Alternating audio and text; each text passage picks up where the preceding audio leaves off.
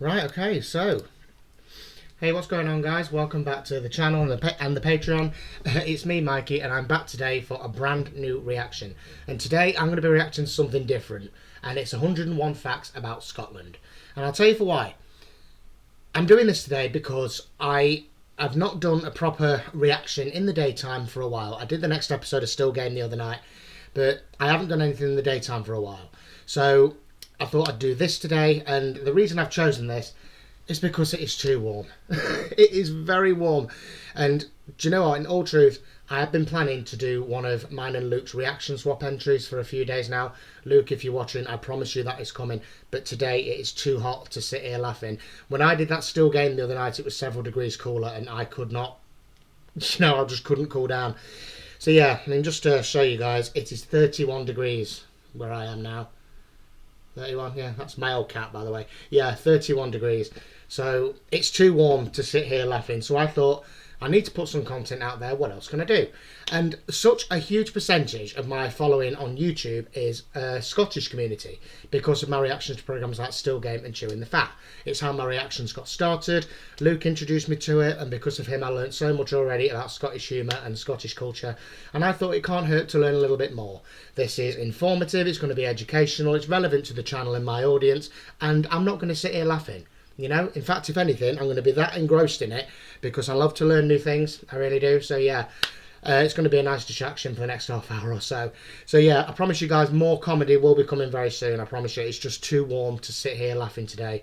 I don't want to pass out. And I get the feeling that is what will happen if I sit here laughing, especially to some of the great shows that I'm reacting to at the minute. So yeah, I'm going to get straight into this. Don't forget to like the video, leave me a comment and subscribe to the channel if you are watching on YouTube. That is if you're new, if it's brought you to me. If this does well, I might do more 101 facts. I know a lot of people react to these things, so you know, if there's one that you like in particular, let me know and I'll consider it. But yeah, and again, this is also, I've chosen this video off my own back. That is completely alien to me. You know, as you all know, on the YouTube channel, Luke, my best mate, is my channel manager. He picks my content for me. But again, because of the circumstances today, it was either this or put off reacting for another day, and I don't want to do that. You guys deserve better than that. So yeah, also talking to Luke, please feel free to go and check out his YouTube channel, which will be linked in the description of this video. He has a massive Scottish audience as well. You know, he's the one that got me into Still Game, Chewing the Fat. He's introduced me to the world of Scottish culture and Scottish comedy. So yeah, go and check out his channel, link in the description. And check out his Patreon as well. And don't forget to check out my Patreon, where this and many other videos over there are early access and are without any copyright cloaking that is needed to get them onto YouTube. So yeah, we're going to get straight into this. And oh, no we're not. I need to adjust the headphones. I forgot last time all these I wasn't wearing a hat. So yeah, there we are, that's better. And also I'm wearing the blue today, relevant for Scotland. So yeah, let's get straight into this, guys. I'm sorry for waffling on. I just thought I'd explain why I'm doing something so different. So yeah, let's watch. I'm interested and I'm keen to learn. Is a test. Greetings, mother factors, and welcome to this rugged edition of 101 Facts. My name is Sam. Yes, I'm back from getting trapped in the monkey enclosure at the zoo. Thank you, Chris. And I'm here today to talk to you about a country absolutely caked in beauty and whiskey and bagpipes and kilts and haggis and other stereotypes that aren't actually reflective of the real place. Yes, it's Scotland. Because the Scottish love nothing more than an Englishman explaining the details about their country. What? Oh, sorry. Do you know what? I didn't come into this expecting to laugh. Yeah. Do you know, that is true. You know, I know this already. Scotland is littered with all these stereotypes and things. So yeah, I'm really interested to learn. If it helps, I'm half Irish. But what unique sports are at Scotland's very own games? Which pretty essential inventions do we have the Scots to thank for? And can I get through this whole video without attempting a Scottish accent? Can I? I hope I can for my own safety. 2 out of 3 of those questions are going to be answered, so let's get ready to go to a land, up over, rather than down under. At least it is to England, anyway. With 101 facts about Scotland. Number 1. Scotland is not a theme park, but a country, and a part of the United Kingdom, covering the northern parts of the island of Great Britain. We might just have to wait and see how long that fact's accurate for, but right now, in 2021, Scotland is still a part of the UK. Number 2. The Scottish mainland borders northern England along the Anglo-Scottish border, as you can see here. This border was established all the way back in 1237 at the Treaty of York. That's the year, by the way, not the time. It's approximately 96 miles long. The Proclaimers would have to walk across it 5.2 times to make good on their vacuous promise, and then do the same thing again. Number 3. Scotland's capital city is Edinburgh, which can... Yes, I know that. Yeah, do you know what? I hope this doesn't make me laugh too much. I forgot about the potential for puns. Yeah, some of these I've seen a couple of 101 facts videos before. Some of them are a bit obvious. You know, it borders England. You don't say. I thought it bordered France. Yeah, confusingly is spelled like this. It's an important place for reasons we'll get to later, don't you worry, but just one of them is that in 1824 it was the home to the world's first fire brigade. So without Edinburgh, we'd probably just have to use a tap or something against a house fire. Number 4. Wow. It wasn't always the cap, though. I did not know that. I did not know that the first ever fire brigade was in Scotland. What, you gays are lifesavers. Stop laughing. Dunfermline used to be the capital of Scotland. In fact, 12 of Scotland's own kings and queens are buried in the town's abbey. Number 5. Wow. While Edinburgh is the capital, Glasgow technically beats it because it's bigger, and has a population that's also larger. The number of them, I mean, not the physical size. Although I don't... Number 6. The population of Scotland as a whole is 5.4 million, which I guess is small when compared to, you know, the likes of you American lot with your states and stuff, but hey, Scotland has New Asgard in it, or rather where they filmed it for Avengers Endgame, so, there. Didn't know Number that either. 7. The word Scotland comes from the Latin word Scotia, a word that was used to describe Irish settlers in both Ireland and Scotland. So Scotialand sort of makes sense, just without the, you know, IA. Oh. Is that anything to do with the Canadian province Nova Scotia? Is that anything, is that... Someone let me know. And the Gaelic name for Scotland is Alba. Languages, eh? Oh. Number 8. But look, those are some broad strokes. Let's go for some good old-fashioned history here, okay? We can look back as far as the Paleolithic era for Scotland, to around 12,000 BC. During this period, it was home to an advanced alien race with huge technological advantage. Of course, I'm joking. It's the usual. There were small groups of hunter-gatherers who lived there, surviving just off the land. Number 9. Wow. They then stayed that way for around 8,000 years, with the next notable change in around 4000 BC, when folks started claiming Scottish land as their own and using it for farming. It was around this time that people started using proper shelters and houses and making pottery, we all need a hobby, as well as weapons and utensils, some of which are still being discovered today. Number 10. Like most societies, Scotland continued to develop throughout the Bronze and Iron Ages, making better tools and weapons, and laying further importance on wealth and social status. Let's be fair, that last bit hasn't really changed. Number 11. The first properly recorded bit of history in Scotland is from 79 AD, when the Romans showed up, like they seemingly did bloody everywhere. Whilst they were successful in the south of the UK, they were actually effectively fought off by native Celtic tribes, named the Caledonians and the Picts. Wow. Number 12. After the Roman invasion failed to conquer Scotland, the country was divided into a series of kingdoms, the four most important of which were the Picts, the Gaels of Dalriata, the Britons of Alt Clut, and the Anglian kingdom of Bernicia. Number 13. And then, as they so often do, the Vikings arrived in the 8th century and established themselves most successfully in the Scottish islands and coasts. As the Norsemen continued their successful conquerings of Britain, Scotland consolidated their kingdoms and became the Kingdom of Alba. Number 14. Jessica Alba, nice Kenneth touch. I MacAlpin is credited as the first king of Scotland, as he's believed to have founded the country in the year 843. The first fully recorded king of the country, though, was Donal MacConstantin, who is documented as the King of Alba in the year 900. Number 15. Nice. Fast forward to the thousands now, and Malcolm II, who was a rival dynasty, acquired the throne by killing Kenneth III. Afterwards, he focused on expanding his territory southwards and excelled with victories like the Battle of Carham. Number 16. I'm sure you've all heard Macbeth as the name of William Shakespeare's play, but it was also the name of Scotland's king from 1040 to 1057. Shakespeare Seriously? very loosely based his play on Macbeth's rise to the throne. A lot of the characters were real historical figures, but yeah. Seriously, is that true? God, I always thought Macbeth was made up. I mean, it kind of makes sense, you know?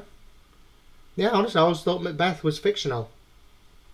Wow, I love that play. I love reading that play in school. And we watched a cartoon of it, quite a violent cartoon, quite graphic, which it featured, funnily enough, it featured the voice of Zoe Wanamaker, who is in My Family. So yeah, brilliant. It was an artistic interpretation. Number 17. Between the first King of Scotland in 843 and 1173, things were pretty chilled in Scotland. If you don't count all the treason, that is, because there was so much of it that we'll have to gloss over it. We'll be here all day otherwise. Yeah. Number 18. I think we're coming up to that the William Wallace era. You know. In 1173, though, Scotland entered a revolution against Henry II of England. To cut a long story short, Henry II's sons and wife started a rebellion against him because Henry promised some castles to his son John, and heir to the throne Henry was annoyed because he couldn't use them to reward his knights or aristocrats. To be fair, they were supposed to be his inheritance, but anyway. Number 19. So how was Scotland involved? Well, Henry kept nicking their castles. Then Scotland's King William I, also known as William the Lion, was captured by the English royalists during the Battle of Alnwick and was transported to Falaise in Normandy. Number 20. Oh. Here, William was pretty much forced to sign the Treaty of Falaise, which essentially gave up Scottish sovereignty and handed it over to the English. The treaty was later completely annulled by King Richard I when he wanted Scotland's help during the Third Crusade in 1189. Number 21. During the 13th and 14th century, Scotland saw several wars of independence from the Kingdom of England. It was very back and forth depending on who was in power, so I won't go into the details of it, but with the declaration of Arbroath in 1320, Scotland remained independent. Number 22, ooh. And I'm glad about that. Honestly, hearing about it, what the English did was despicable. Quite frankly, yeah, not very nice, you know, and yeah. But it's all good now, I suppose. Yeah, I've, you know, watching films like Braveheart, and when we covered this kind of thing in school, I don't remember it to a great extent. But I do remember, even as a younger kid, thinking, God, we were horrible. You know, the English to the Scotch are horrible. But your spirit prevailed. It truly did. And you are now a fantastic culture of wonderful people that I love to bits. Seriously do. Can you imagine what would have happened if England had won? We wouldn't have still game, which means we wouldn't have Isa or Edith. Yeah, oh, brilliant, yeah. That War of Independence and the revolt against King Edward I of England were the setting for the iconic movie Braveheart. William Wallace is that Scottish guy with the blue face paint from the memes. You know, the one who shouted, "They will never take our freedom." Number 23. And we didn't. The next and arguably most important period in Scottish history is the reign of the Stuarts. The first Stuart king, Robert II, took to the throne in 1371, but the most famous of the Stuart monarchs is Mary, Queen of Scots. Yes. Number 24. Mary became Queen of Scotland in 1542, aged just 6 days old. Of course, a baby couldn't actually rule, so regents ruled the country in her place until 1561, when she returned to the throne, after her husband, King Francis II of France, died. Number 25. During her reign, her second husband, Lord Darnley, was killed in an explosion, and Mary and her third husband, James Bothwell, were later subject to an uprising that would have them imprisoned. Mary attempted to regain the throne later on but failed and fled to seek help from her cousin, Queen Elizabeth I of England. Number 26. Probably not the best idea though, as Mary had previously voiced her claim to the English throne and was seen by some as a legitimate sovereign of England. So Elizabeth, viewing her as a threat, imprisoned her for 18 years until 1587, when she was beheaded for treason. Number 27. Cool. Mary had a son with Lord Darnley, her second husband, and after Queen Elizabeth I died in 1603 without having any of her own children, and thus no heirs to the throne, Mary's son James VI became King James VI of Scotland and King James I of England, resulting in what's known historically as the Union of the Crowns. Number 28. James I, is he the one that was all about witchcraft and the occult? I think I've got that right. Is he the one that was really preoccupied with witchcraft and witch hunts? I think I'm right. I don't know a great deal about the royal family. I don't know a great deal about British history. I'm not going to lie to you. It's not one of my strong subjects. But as I'm getting older, I'm finding I'm keen to learn. I mean, this is dead fascinating. It really is. We're only a quarter of the way through. It's so fascinating. It's half of this stuff I had no idea about. But yeah, I think that's the right James I, isn't it? I think the dates add up. 1600s. Yeah. Despite having the same monarch with one big crown, Scotland and England were still governed as individual states. This would continue for another century until 1707, when the Act of the Union was passed, creating the United Kingdom of Great Britain, which encompassed Scotland, England and Wales. And we all lived happily ever after, and nothing bad happened to us ever again. Number 29. Not everyone was thrilled with this union though, and this led to the rise of the Jacobites in Scotland. One of the most famous leaders of the uprising was Charles Edward Stuart, although not the same Stuart as before. He was also known as Bonnie Prince Charlie. Number 30. Ah. The Bonnie Prince attempted to reclaim the Scottish throne for the Scottish lineage, but after decades of battles, the Jacobite cause failed when Charles Edward Stuart died without a legitimate child in 1788, followed by his brother Henry in 1807. Number 31. The Jacobites were no doubt also fuelled by the Highland clearances, which began in 1746, when the British imposed laws to assimilate the traditional Highland clans. Their tartans were banned and clan chiefs had their rights removed. Their land was then transformed for farming and rural areas were depopulated to favour the booming fishing industry in coastal towns. Number 32. Well. After the Act of the Union and the fall of the Jacobites, Scotland entered what we call Scottish Enlightenment, where the country's major cities saw an influx of intellectual improvements with more buildings like universities, libraries and museums being built. Number 33. Around the turn of the 19th century, Scotland was also changing economically with huge advances in industry, particularly in coal mining, shipbuilding and textiles. Glasgow also became prevalent around this time because of their status in the tobacco trade.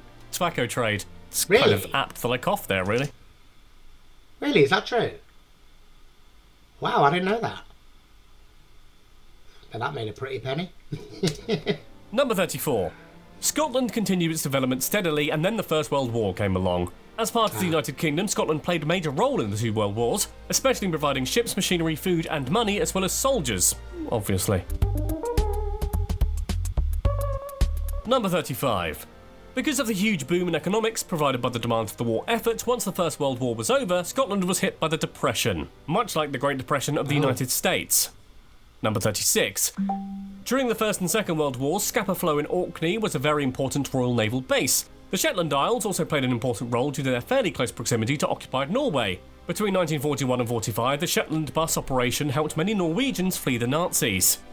Number 37. Wow. The slightly confusingly named Scotsman Sir Robert Watson Watt is credited with the invention of radar technology. He and his assistant Arnold Frederick Wilkins used radio signals to locate aircraft at long distances.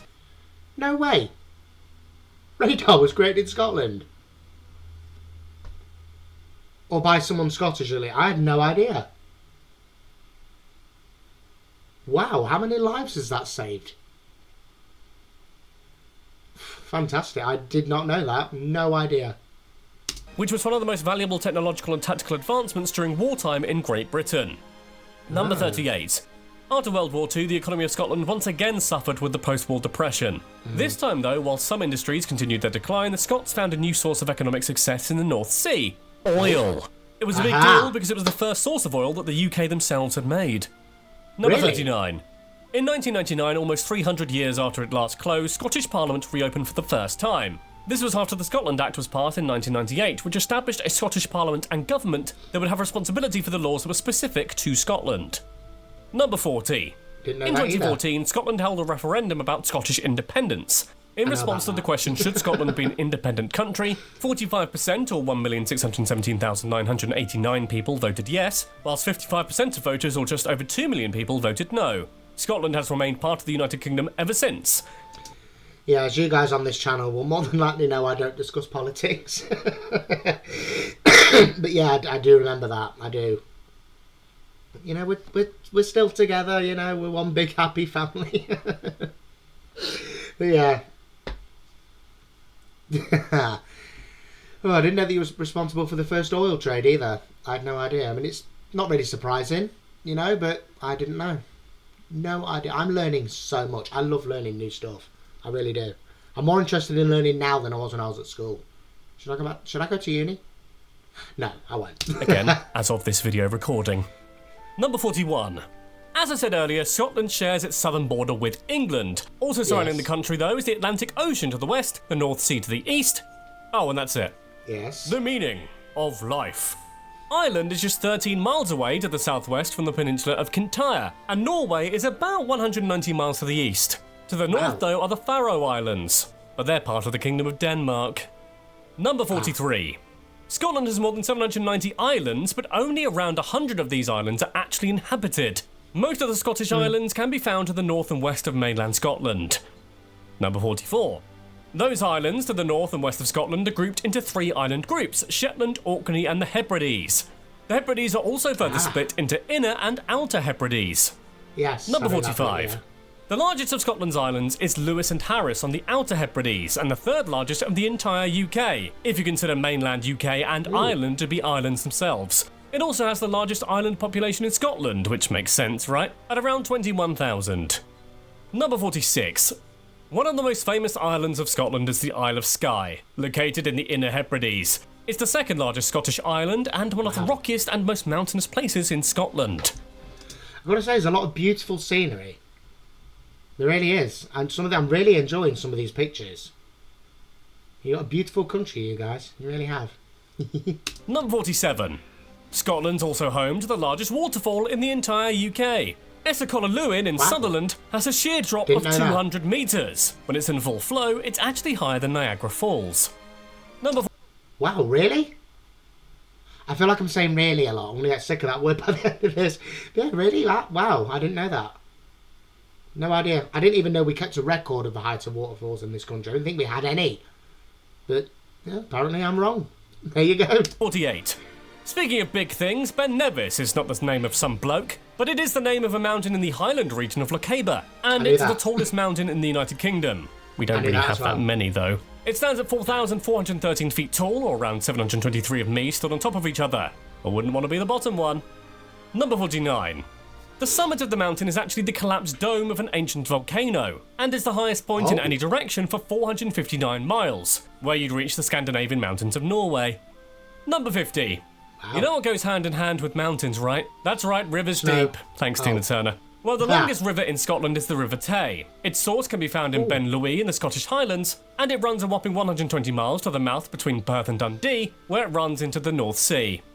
Number 51. Nice. One of the largest castles in Scotland is Urquhart Castle, on the banks of Loch Ness. Many miracles are said to have been performed here during the early days of Christianity in Scotland. England and Scotland fought over the land many times throughout history, which led to it falling into ruins, but that in turn created a stunning view of the loch. Number 52. The Nap of Hawar on the island of Papa Westray in Orkney is said to be the oldest and best preserved stone house in the whole of northern Europe. It dates back to between 3,700 to 2,800 BC, and even has surviving stone cupboards and... Whoa, look at that. So glad I paused there. What a beautiful image. Wow. So it just goes to show, doesn't it? We've had a very similar image for our dwellings for such a long period of time. I mean, look at that. Doors, windows. You know, they seem so obvious now, but you think back then they'd probably been a really good idea. Someone that just lived in a hole in a wall back then probably went something, yeah, they probably said something along the lines of, oh, look over there, they've got wee holes in the walls. My Scottish accent's gone. Hey, look over there, they've got wee holes in the walls. No, that's that. Why did that sound Welsh?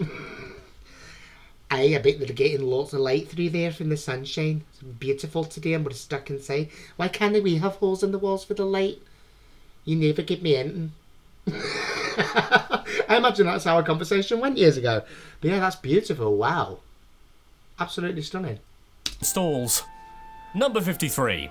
Aberdeen has the nickname the Granite City, as huge volumes of granite can be found there. So much so that its granite was used to build London's Houses of Parliament, Trafalgar Square, Waterloo Bridge, the Thames Embankment, and much more.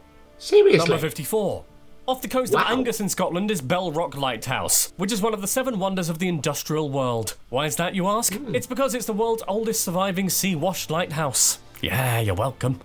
Beautiful. Number 55. Another iconic location in Scotland is Balmoral Castle, which, as viewers of The Crown will know, is the British royal family's holiday home, owned by Queen Elizabeth II herself, and is not part of the Crown estate. It's all just Lizzie's. Number 56. Balmoral was actually bought by Prince Albert, the husband of Queen Victoria, back in 1848. The house was quite small when they first built it, and so they had a larger version constructed that would accommodate their big family and all of their staff. Number 57. Yeah, it's huge. Do you know what? I wouldn't like to clean it. Can you imagine that? Can you imagine whoever stays there now getting up one morning about April, putting the rubber gloves on, like, right here, time for a spot of spring cleaning. I see you in a month. Oh, I'm trying not to laugh, stop it. Balmoral Castle, as it stands today, was finished in 1856, and the old house was demolished. The royal family have continued to use it since, with various improvements such as formal gardens, a water garden, and new staff buildings being made since. Number 58. The Castle of May in Cape Ness also has royal connections after being purchased by the Queen Mother in 1952, after the passing of her husband, King George VI. She had the derelict castle repaired and made fit for use, regularly visiting until her death in 2002. Number 59. The National Day of Scotland is St Andrew's Day on the 30th of November. People use that day to celebrate Scottish culture, cuisine and of course dance. St Andrew is a patron saint of Scotland, even though he never actually visited. Also, we're celebrating it by putting this video out a month before it. Number 60. English is the official language in Scotland, much to their chagrin, but there are over 170 different languages spoken in the country. The ancient Celtic language of Gaelic is still used in Scotland, and is believed to be the founding language of the country. Wow, if any of my long-standing Scottish subscribers are watching, can any of you speak another language? In and around Scotland, the language of Scotland, can any of you guys speak them? Let me know. It's fascinating, it really is. Number 61. Scotland is also home to the Highland Games. They take place from Cowal to Tomintoul, and are a unique mix of more than 60 sporting, cultural and social events, including track and field, Highland dancing, tug of war, and most famously, the Scottish hammer throw. About the caber toss. Number 62. The Scottish what an hammer throw, not to be confused with the Olympic hammer throw, features a metal ball. Yeah, my first exposure to the Highland Games was, this is going to sound a bit sad, when I was a kid I watched the film Scooby-Doo and the Loch Ness Monster, which has got some of the worst Scottish accents in it ever. Can I just say that here and now, if you've never seen it? But yeah, that was my first introduction really to the Highland Games, and I thought it looked so fascinating. I really did. But yeah, hammer throw, I like that. But the caber toss, that's the one that really baffles me. You know, great big bloody caber, how did they lift that? It's fascinating, it really is. All weighing up to 10 kilograms on a 4-foot shaft, which is very then spun heavy, around the competitor's head before throwing forward. Yeah. The competitor cannot spin around like the Olympic one, they have to stay grounded in one spot. So Number 63. The caber toss is another iconic event where competitors throw a large wooden pole with the aim of hurling it in as straight a line as possible, so it lands at the 12 o'clock position from the thrower, or tosser. Although, you shouldn't call people that. The pole's usually made from a large tree and is between 16 to 20 feet, weighing between 41 to 68 kilograms. Nintendo 64. Whoa. Highland dancing is a style of dance that developed in the Scottish Highlands in the 19th century. It was a form of Gaelic folk dance, but has become more formalised with the rise in popularity of ballet and other dance styles outside the Highlands. Number 65. The dances are often performed to Highland bagpipe music, and dancers wear soft leather dance shoes called gillies. The men often wear a hat called a balmoral, and both male and female dancers wear a tartan kilt. Number 66. Tartan is probably one of the most iconic, albeit stereotypical things associated with Scotland. Yeah. It's an important part of Scottish culture. That and shortbread. Yeah, I've got a family tartan somewhere. Honestly, yeah, because I've said many times in my Still Game reactions, whilst my dad was not Scottish, he's got Scottish heritage and Scottish blood. You know, my dad and his parents were born here in England. But yeah, on my dad's side, the family does go back to Scotland, and there is a family tartan of mine in Scotland somewhere. I think it's purple. Don't quote me on that. I'm pretty sure someone told me many years ago it was a nice purple coloured tartan. I don't know, but yeah, apparently we've got a family tartan. Just going to go back a touch, just because, yeah. It's an important part of Scottish culture, with the different colours and patterns representing various clans across history. Number 67. As well as their tartans, each clan has its own crest badge. The badge consists of the clan chief's crest, circled by a strap and buckle which has their motto on it. Technically, the badge belongs to the chief, and each clan member can wear it to show allegiance, but it always belongs to the chief. Number 68. How do you say it? Clan Donaghy, or Clan Robertson, is said to be one of the oldest in Scotland, with links to the royal house of Atholl, who ruled the Scottish throne in the 11th and 12th centuries. Number 69. Laddie. The largest clan, though, is said to be Clan MacDonald of Clanranald. Their history goes as far back as fighting alongside Robert the Bruce during the Wars of Scottish Independence all the way back in 1314, by which I mean the year, not the time. Number 70. Every year, more than 50,000 people gather in Edinburgh to celebrate Scottish culture at the annual clan gathering. During the gathering, the great clans of Scotland parade the Royal Mile through the capital, proudly representing their history. Number 71. And what accompanies that parade? Only the most iconic of instruments. Well, the most iconic to be associated with Scotland anyway. The bagpipes. The bagpipes are literally a bag of air with a number of pipes sticking out of them that produce one of the loudest sounds in the universe. Okay, that last bit is more subjective than fact, but my god, they are loud. Number 70. Yeah, they are. I love bagpipes. I love listening to bagpipes. I really do. It's one of the most soothing sounds. But it's also, it's an instrument that not every instrument can do this, but it can portray so many different emotions. You know, you get the upbeat, dancey bagpipe music, but it can also be really sorrowful and sad and music to cry to. You know, I mean, you can't get that with, say, I don't know, I can't think of any more instruments. But yeah, a lot of instruments can do that, but I think the bagpipes do it in a way where it feels like it's two different instruments. You know, it's like it can detach from emotion completely and reattach to another, depending how it's played. It's just fantastic. It's beautiful music, and I would love to have a go at playing some. I really would. I've heard they're really heavy. I've heard bagpipes are really heavy. Can anyone clarify? But yeah, I would love to have a go at playing bagpipes. I would. Me too. While it might be most famous for use in Scotland, bagpipes actually are said to have come from ancient Egypt, brought over by invading Roman legions. The current form we see the bagpipes in now, though, was definitely developed by the Highlanders of Scotland. Yeah. Number 73. Scotland has quite a history with tennis. Oh. They claim to have the oldest tennis court in the world, with the Royal Tennis Court at Falkland Palace, built in 1539 for James V. And of course, tennis legend Andy Murray was born and raised in Scotland. Although when he wins, we like to say he's British. Number 74. Speaking of sport... That is true, yeah, you do kind of lay claim to that. But yeah, there's no getting around it. Bred in Scotland. Scotland is also where you can find St Andrew's Links. Nothing to do with Zelda, but it is to do with the biggest public golf complex in Europe because, well, that's what it is. Golf is said to have been played there since the 15th century. Number 75.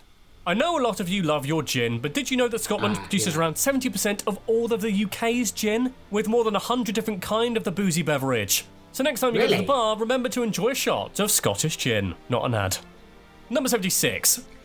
I absolutely will. I love a gin. I don't have it very often, but I do like a nice gin and tonic. I really do. And in fact, you know, it kind of makes sense. You know, Gordon's, is that Scottish? It sounds Scottish now I think about it. Gordon's a very Scottish name, isn't it? Yeah. But yeah, I do. I've got a feeling this next fact is going to be about whiskey. I've never tried whiskey in my life. I'm 30 years old, soon to be 31, and I've never tried whiskey. And half the reason for that is just I don't see the point in buying a bottle, because if I buy it and I don't like it, then it's going to be wasted, isn't it? You know, I can't take it back if I've tried some. I know I can get one of them little, you know, tester bottles, but even so, I mean, I wouldn't know where to start with a proper Scotch. I know Lucas taught me a lot about bourbon, sorry. And then he said bourbon. It's like, not teaching me about biscuits. Yeah. Yeah, Luke's taught me a fair bit about bourbon. But actually, like, proper, like, Scottish whiskey, I've never tried bourbon either. But yeah, I don't really know a great deal about it. I wouldn't know where to start. So yeah. Luke, again, if you're watching, if you've got any information about Scottish whiskey in particular, let me know. Or anybody else, let me know. Yeah, never tried it.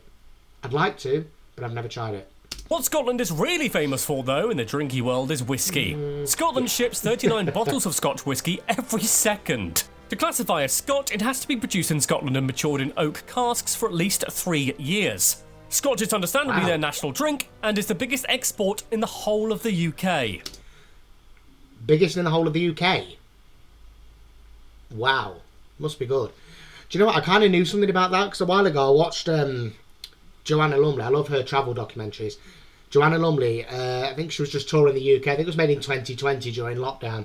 She was touring the UK and she did go to Scotland and she went to a brewery which was seemingly out in the middle of nowhere, and they made this really nice looking whiskey, and they said that has to be in those particular barrels to qualify as Scotch. And she tried some, and of course she's well known for playing Patsy and absolutely fabulous. I think she took a sip, she was like, oh, yeah, sweetie, lovely sweetie. And I think she bought a tartan shawl as well, I think it was. But yeah, this place did up that as well. I think they made these fantastically woven tartan shawls and things like that. It absolutely looked beautiful, and it was sort of out in the middle of nowhere. Let me know if anyone, that sounds familiar to anybody. I can't remember what it was called. Like I say, it was 5 years ago that I watched it. But if anybody can remember, anybody knows, sorry, what that's called just by how I've described it, let me know. But yeah, it looks so fascinating, it really does. Number 77. Just to really Scottish hammer throw home the importance of the whisky industry in Scotland, whisky exports earn between £125 to £135 a second, making it a key part of Scotland's economy. Wow. Number 78. I guess it's not a surprise then that the largest bottle of whisky can also be found in the country. The famous Grouse Experience in 2012 holds the record with a 1.8 metre tall bottle that holds 311 litres of whisky. Sounds like a good Whoa. pre-drink sesh to me. Number 79. Yeah. Scotland has an unofficial other national drink, though. Yep, that's right. Yeah. I'm talking Iron Brew. Iron Brew, of course. If you've never had it, it's not my favourite. But there's a reason it's the most popular soft drink in Scotland. In fact, it's one of the few countries in the entire world where a Coca-Cola brand drink isn't the most popular soft drink. Number 80. And rightly so. I've not had Iron Brew in years. And I do mean years. I keep looking for a can of it in my local shops. They only really tend to sell it in great big bottles. And because I walk back and forth to my shop, I don't like carrying stuff that's, too heavy because it's a long walk. But yeah, I've not had Iron Brew in years. I imagine the taste has changed since I've had it, probably. I will get some, and I will try some on camera for the first time in years. I'm literally talking about 15 years since I've had Iron Brew. But yeah, how could I forget Iron Brew? I've made enough Iron Brew jokes throughout my Scottish reactions. Of course, one of Scotland's most famous foods and their national dish is haggis. Haggis is basically a big ball of mashed up sheep heart, liver and lungs mixed with onion, oatmeal, suet and spices, all stuffed into the lining of a sheep's stomach. If it makes you feel better, they don't always use the stomach lining now, they just use something similar to sausage casing. Didn't make me feel that much better, but hey.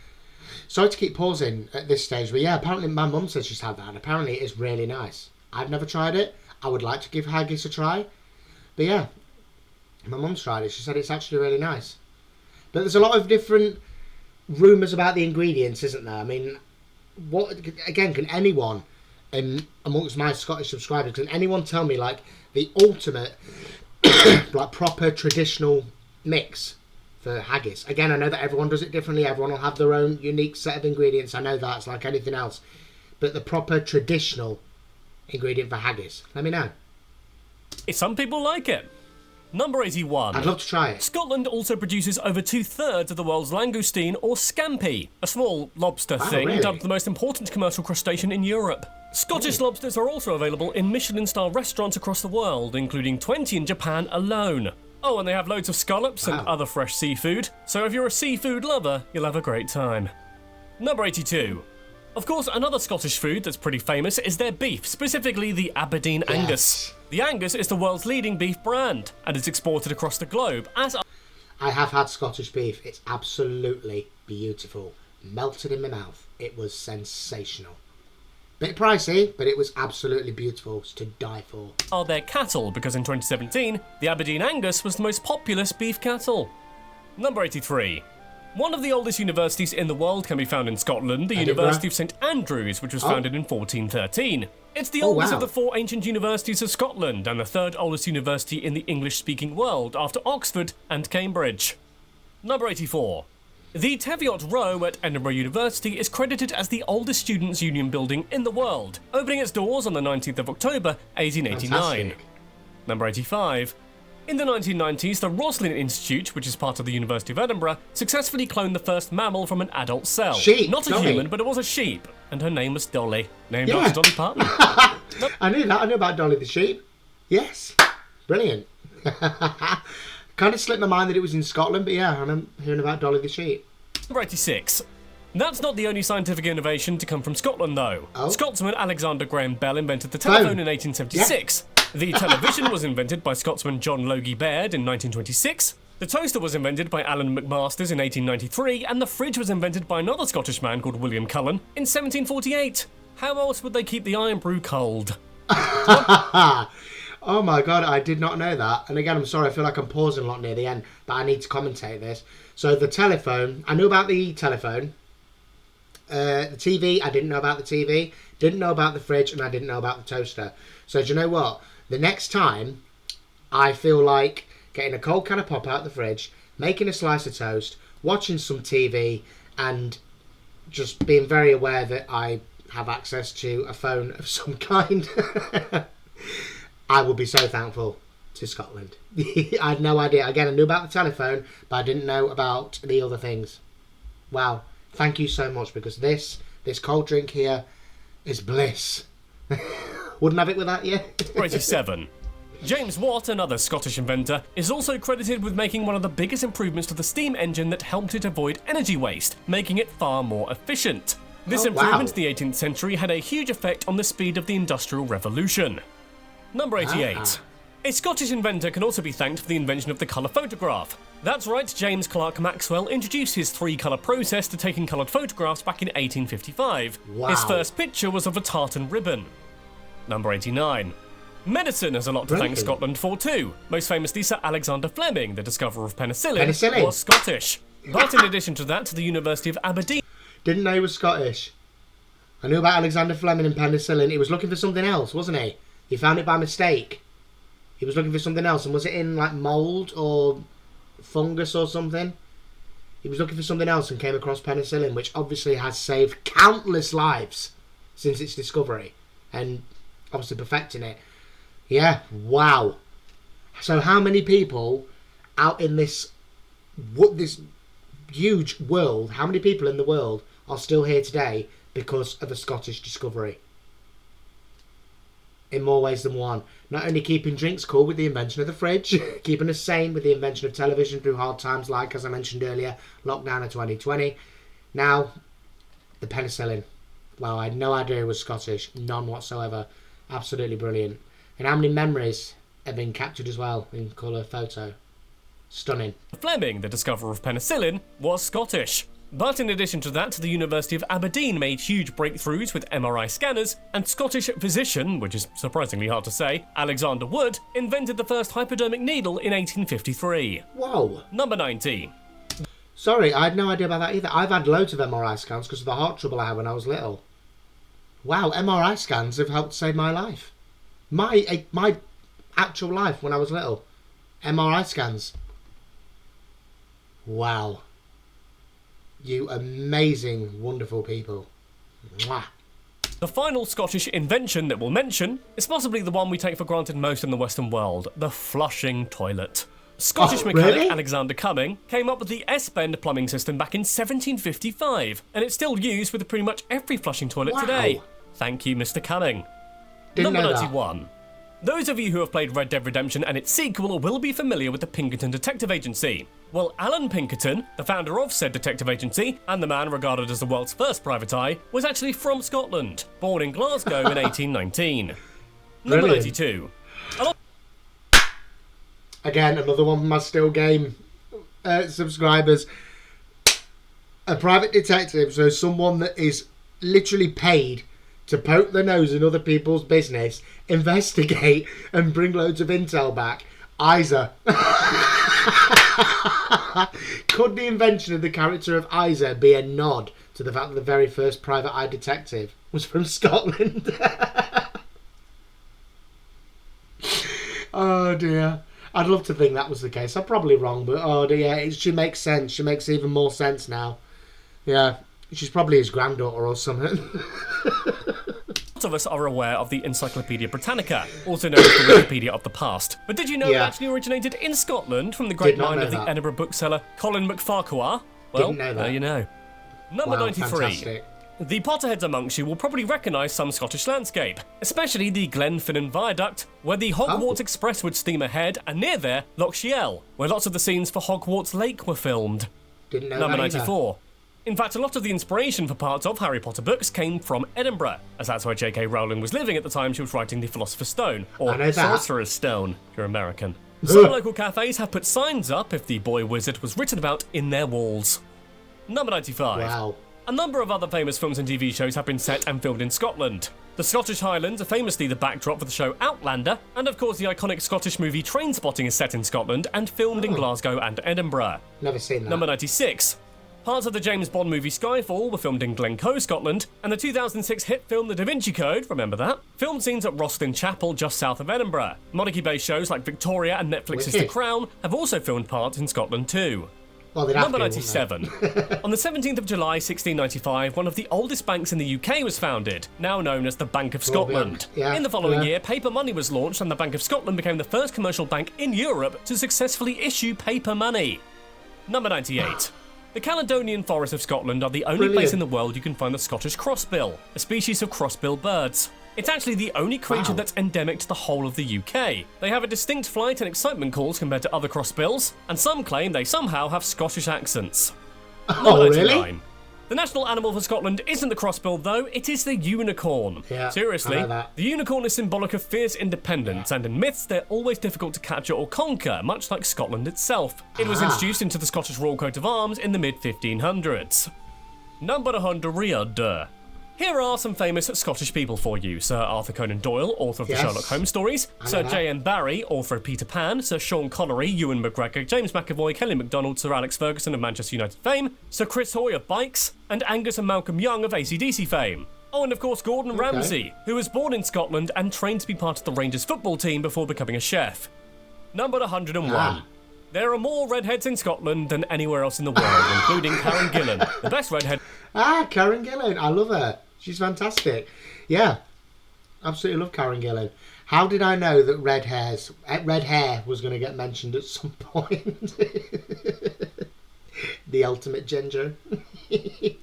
Oh, she's stunning, Karen Gillan. She's fantastic. I love her to bits. And I love her accent as well.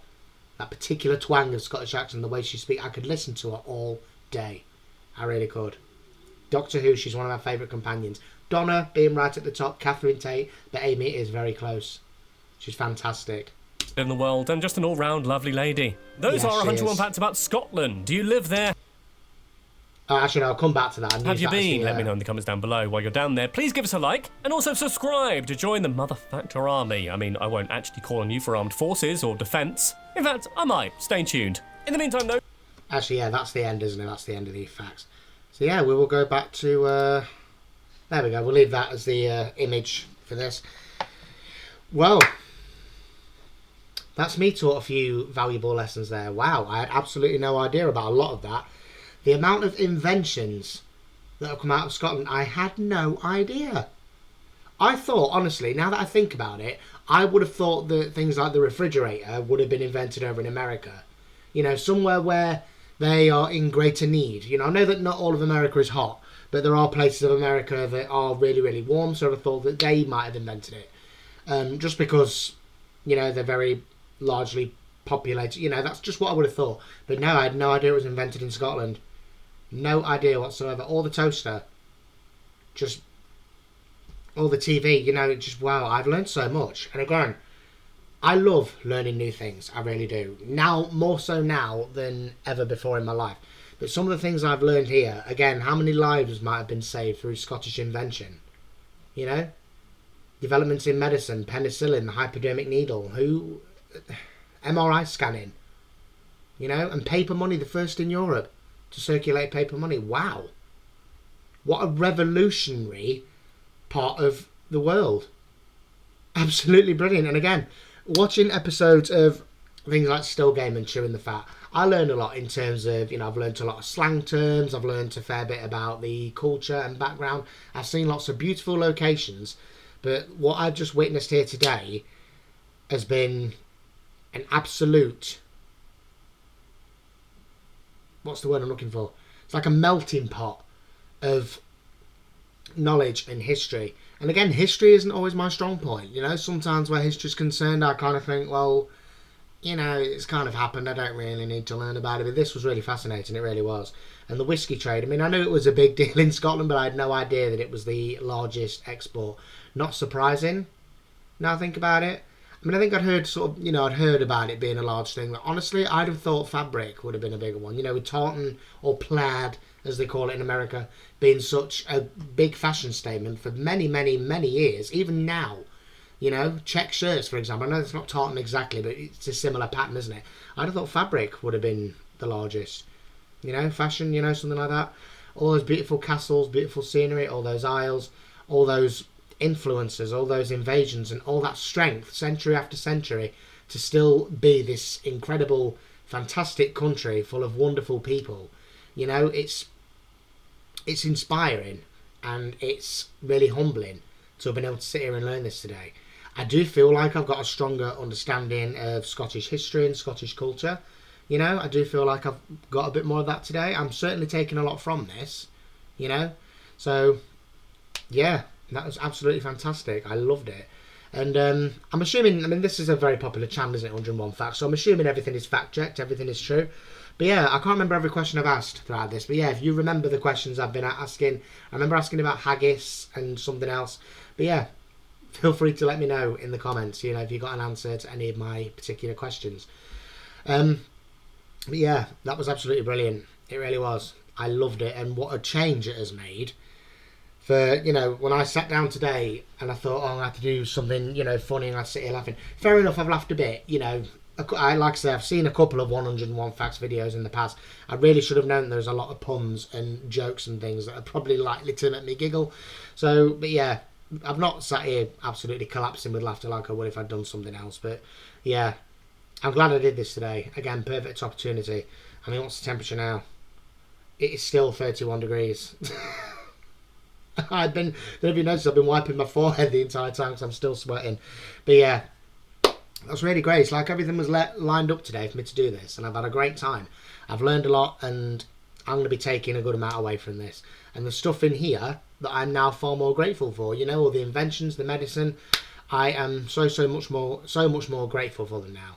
And I feel so lucky to say that such a portion of my channel who are, you know, people that I talk to all the time in my reactions in the comments section, you know, you're all my friends, you know, you're all fantastic people, and knowing a lot more about your homeland, your culture, your background, your history, I feel a bit closer to you all. I really do. And I'm sorry, by the way, I just want to say sorry for assuming beer for Ryan Brew. I'm English. You have to make allowances. It's all tea where I'm from.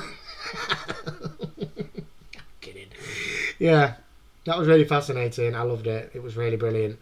And yeah, I'm keen to learn more. I really am. You know, it's absolutely brilliant.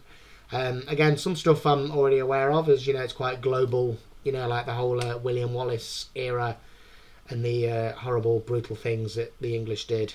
You know, terrible things. But yes, a lot of it was brand new to me today. Really enjoyed it. So yes, I'm going to get going now so that I can get this uploaded for you. Thank you to everybody for watching. I hope you've enjoyed it. And as usual, don't forget to like the video, leave me a comment and subscribe to the channel if you are new. Also, because I've enjoyed doing this one, if there's any other 100 Facts videos you'd like to see me react to, let me know in the comments. Obviously, I've seen a couple, so, you know, if anyone says one that I have already seen, I can't remember now which ones I've already seen. But yeah, if anyone comments one that I've seen, I will let you know, okay? But yeah, if you want to see me do more of things like this, let me know. That'd be great. Really enjoyed this, and I can't wait to see what you guys think. So I'm going to get it uploaded. So yeah, thank you everybody. Have a good day / night, depending when you're watching. Take care of yourselves, and I'll see you in my next reaction, which hopefully will be something funny if it cools down, okay? But in the meantime, I'm going to go and get a nice cold shower now, because I need to just... What's the word? Not defrost. Oh, I need to make myself cold, you know? I might go and stick my head in the freezer. But yeah, take care, guys, and I'll see you next time, okay? Ta-ra.